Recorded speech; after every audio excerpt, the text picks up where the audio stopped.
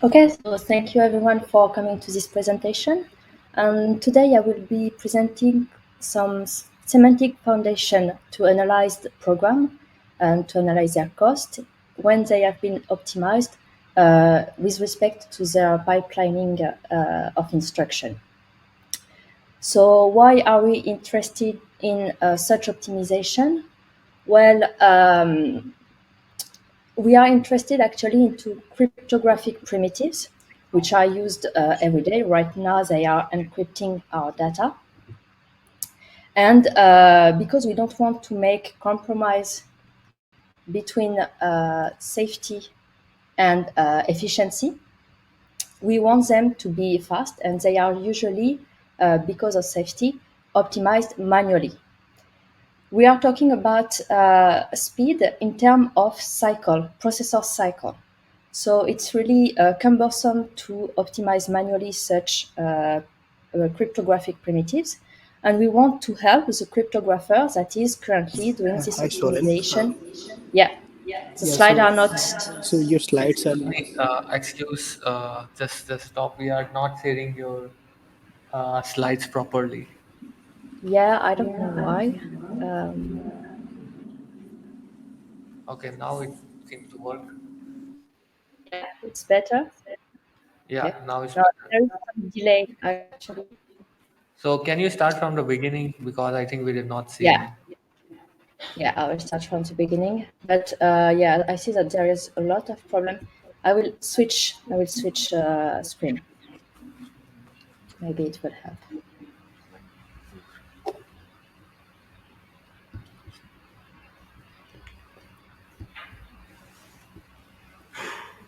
Okay.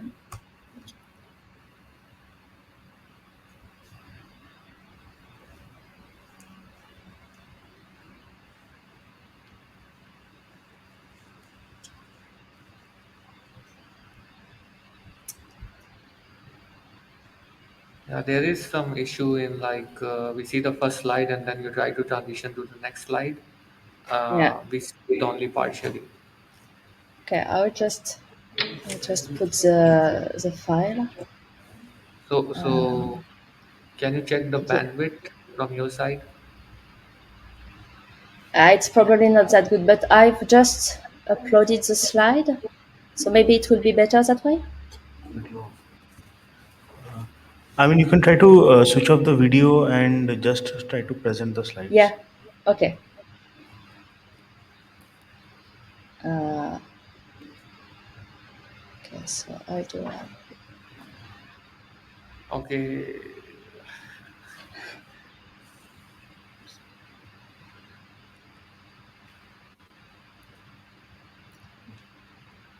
No, this does not work.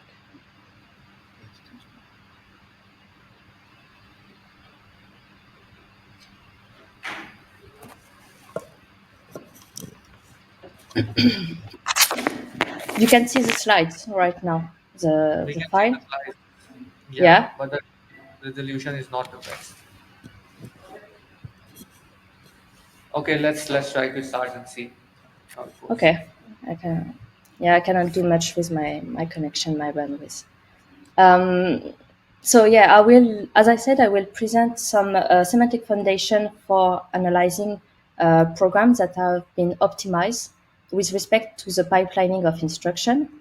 And the reason why we want to analyze such program is because currently cryptographic primitives, which are used every day, and right now they are used also to encrypt the data, must be as fast as possible if we want them to be used widely. But because there is some security issues that must be ensured, for example, to be resistant to time attack or side channel attack, all these optimization are done manually. And there must be very precise optimization because every processor cycle counts. So to help the cryptographers that want to optimize its program, we want to design a cost analysis that will take into account all the processor behavior, and in particular, we are interested into the pipelining of instruction. The pipelining of instruction is the fact that several instructions can be executed in parallel, but on different execution units in the processor. So if we took a naive example here, we try to sum the element of an array A in a register R, but we do not take into account the pipelining. And so every time we want to sum the element that was loaded by an instruction, we need to wait the end of this loading. So you can see on the right each timestamp at each cycle which instruction was loaded. And you can see that for each addition, I need to wait the time for load here 2 cycles. So it's not very efficient. And what a cryptographer might do to optimize this program is to add more instruction to do several loads in parallel. So here I might have more instruction, but I'm able to do 2 loads in parallel. And when the first one is ready to be read, I can just start another one. And here I can execute much more instruction per cycle. And despite being longer, it's actually twice faster than the first program. So we want to be able to modelize such behavior with a semantics. Currently, in the state of the art, there is kind of a division between approach we are quite semantic oriented, for example, to know the cost in some resource, but they do not take into account, for example, the pipelining of instruction, which is not just the addition of the cost of each instruction. So it's not very realistic for a model. And on the other hand, we have all the worst case execution time community, which perfectly know how the processor works, but do not define a semantic, which we could be able to then prove that the static analysis is correct with respect to the semantics. So what we are trying to do with this paper is to start defining a semantic for programs where we take into account the pipelining of instruction. So in this presentation, I will talk about 2 parts. First, the semantics. So how from a program we derive a cost, which take into account the instruction pipelining. And then a static analysis, which is performed on the program and which work by instrumentation so that we can rely on existing numerical analysis to obtain bounds on the cost. There are other factors on the pipelining of instruction that we take into account. We take into account the branch prediction, the fact that the processor will speculate which branch might be executed, and so will start its execution so that it doesn't lose any cycle. But sometimes there is some misspeculation, so we have a backtrack penalty due to this branch prediction. But we do not take into account, for example, the cache and all the delay due to data not being in the cache.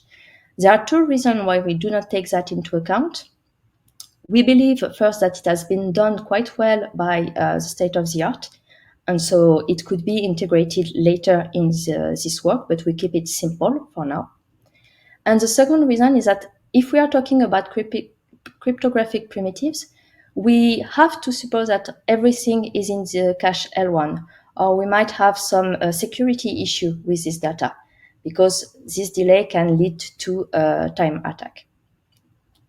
So we do not consider the cache, but we do have some branch prediction. So for the first part, I will talk about the concrete semantic of a pipeline processor with some example of execution. And then I will shortly present the rule, the statement, the judgment of the small step semantics that we define, and how we derive a big step judgment for the cost of a whole program. So here will be my example. In the top middle, you have this small program with 5 instructions. In the top right corner, you have the state of the memory at the beginning of the execution with the state of the register and for the memory for different addresses. And in the bottom, you have the pipeline. So here I took 4 pipelines. Each of them will have some instructions they can handle. So for example, the multiplication is only handled by the last pipeline. And the length of these pipelines, which is the number of stages they have, depends on the instructions that they can handle. And of course, I've got my little counter, my cycle counter here for this example. So the execution starts with, well, the first instruction, which is a multiplication. So it will go in the pipeline for multiplication in the first stage, which is available. Then at the same cycle, I will start executing the second instruction in another pipeline. But I cannot fetch the third instruction because I need to have the value of register A. And the register A is currently being written by an instruction in the pipeline. So I've got here a data dependency between the two instructions, a conflict, which means that at this stage, the processor cannot fetch any more instruction. And so as long as it cannot execute instruction, it will execute cycles. Cycles makes all the instruction progress one stage further in their pipeline, and the cycle counter goes up by one cycle.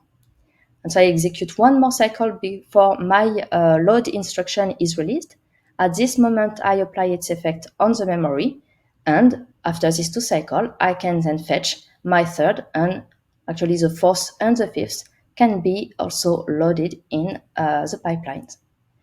So now, if I have other instructions that follow this little block, I will just leave the state of the pipeline as is and proceed with the rest of the execution. What I have here is the fetch time of this block of instruction. Now, if it is the end of the program, of course, I need to finish the execution. So I will just execute enough cycle to empty all my pipelines and apply the effect on the memory. So here I've got my actual execution time. So this is how the pipeline will work on a small example. Now we can define a small semantics that will implement such behavior. So we have here 5 elements that I will present, and the transformation will take T cycle to process the statement S, which is a program, into the statement S prime. So I will consume some instruction here in T cycle. If I just execute cycle, it means that S and S prime are equal.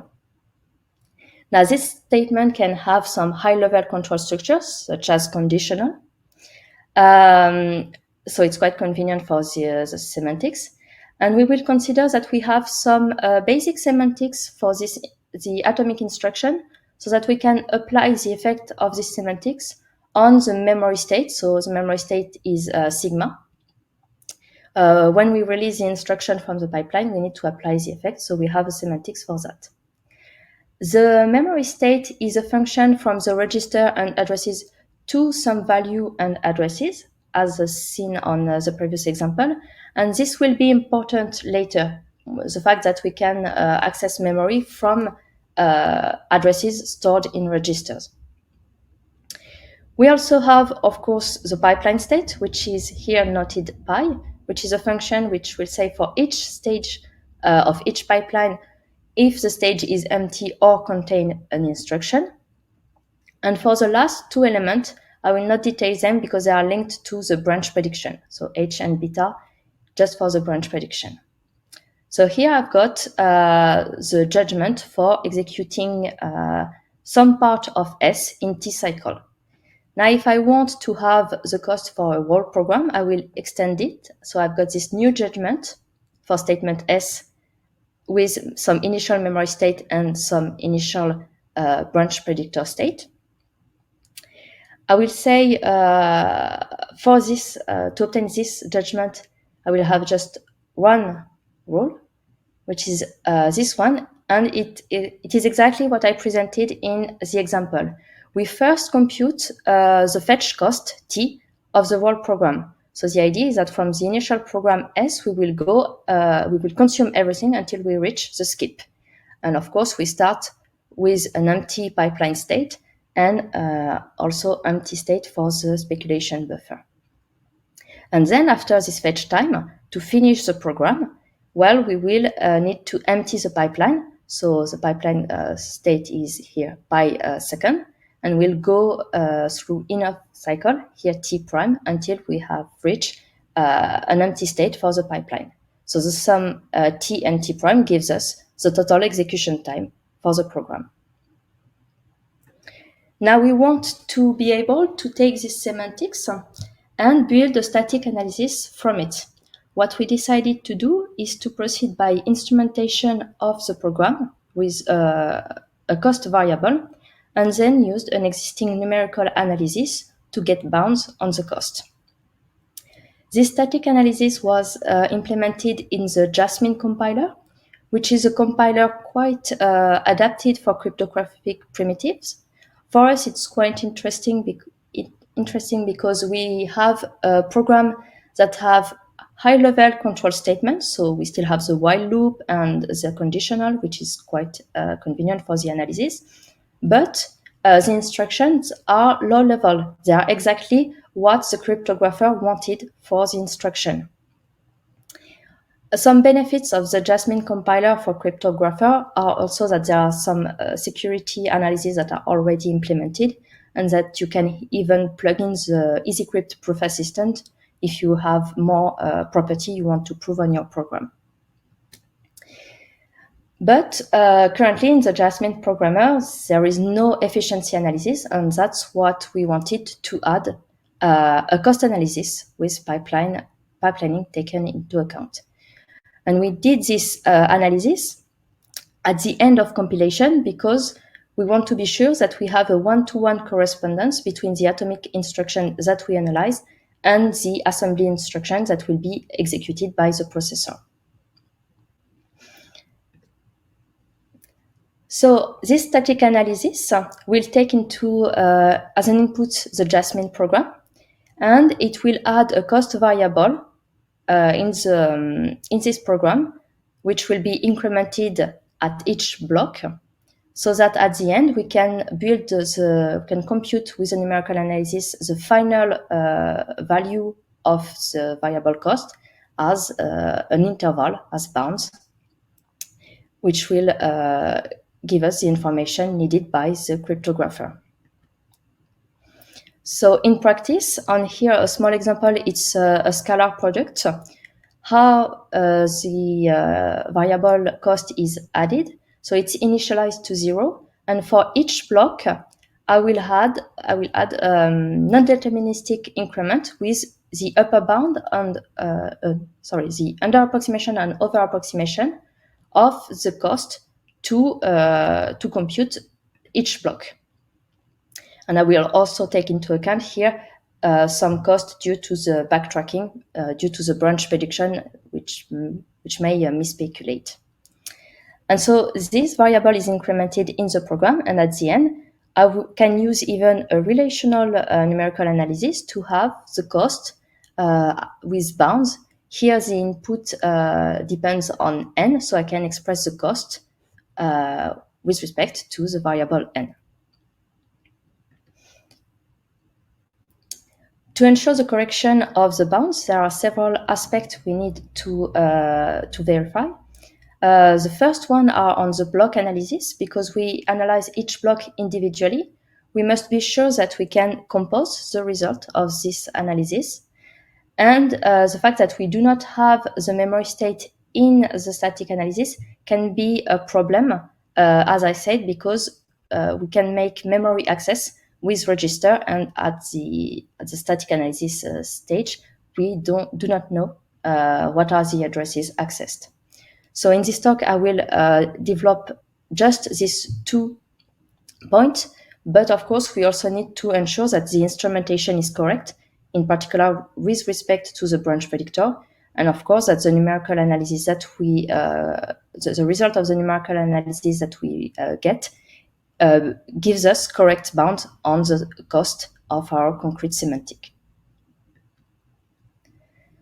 So the first point to check is for the block, because Each block is analyzed individually, and we simulate it from an empty pipeline. So the question is, can we compose the cost increment here, m and m, little m and big M, of each block to have correct bounds at the end? Because when we have two blocks that are in a sequence, while the first one might leave some element in the pipeline that will slow down the second one.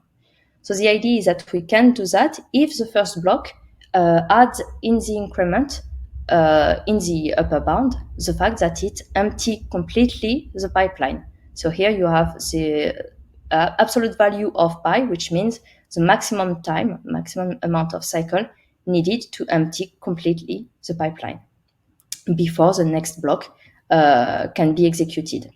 So this is the first aspect, which we call the monotony of cost that we check. And the second aspect of the block analysis is the detection of memory access conflict. So we don't have the value of register. And if we have, for example, here two memory access, but with variable A and B, we do not know if there is a data conflict, and so if we must delay the second instruction. How we deal with this issue is with a well-known tool, which is the alias analyses.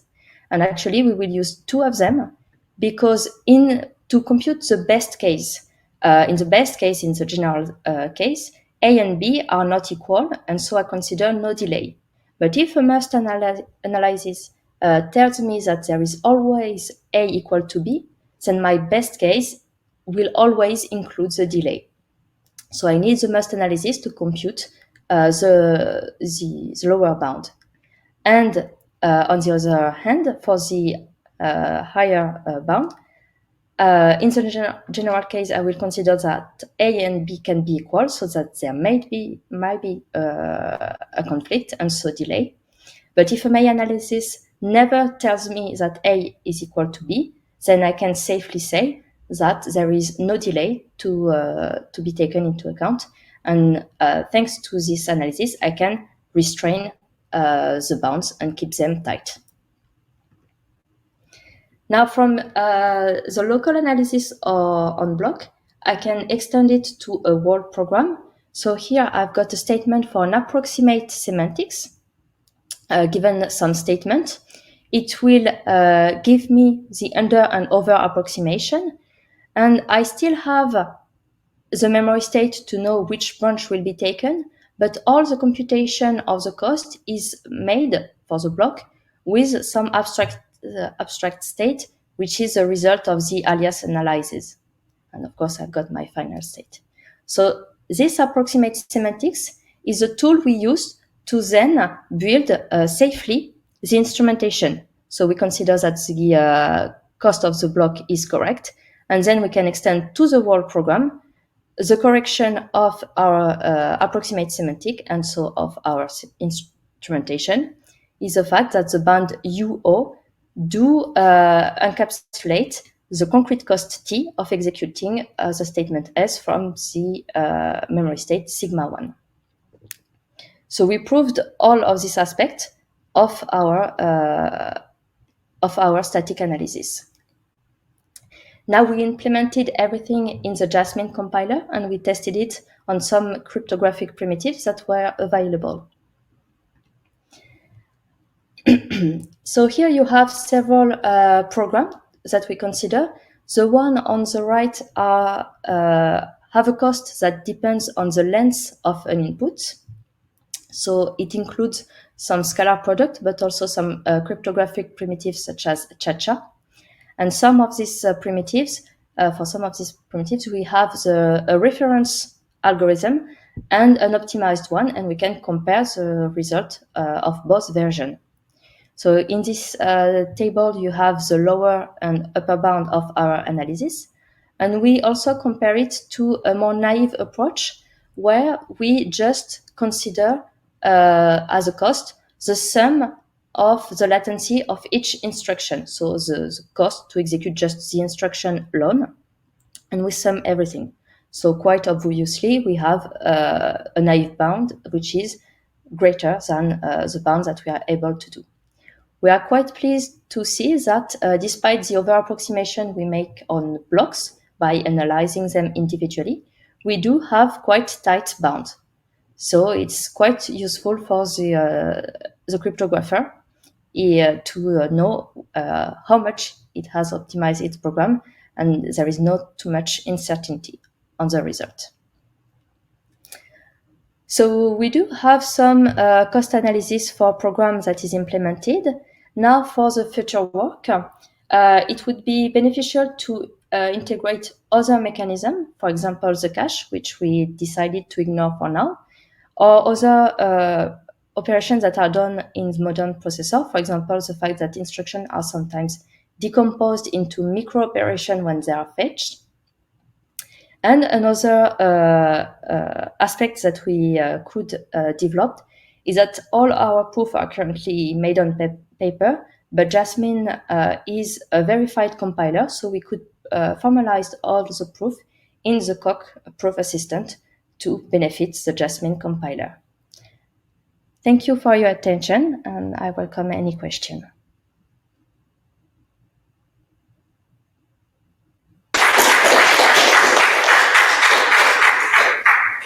Questions?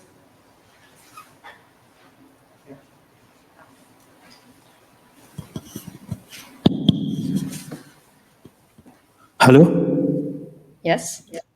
Hello, thank you for your talk.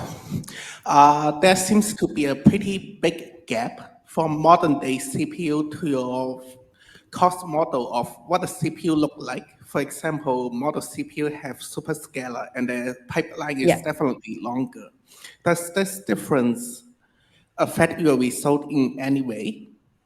So for vectorized instruction, for example, they are already implemented in the Jasmin compiler, and actually they will not necessarily be problematic. We can still define what are the data dependency between two instructions and define what is the delay for such instruction, how long it will take for them to be proceeded. So for this kind of instruction, it's not a problem. Now, to take into account, for example, the cache, we need to improve our description of the processor state, for example. So it's more complicated. And the micro operation is also another issue, but I do not consider it to be a big one because it's mostly a question of how we do our approximation, our simulation of blocks. And as we prove that we can compose the cost of blocks, I believe it will be easier now. Thank you.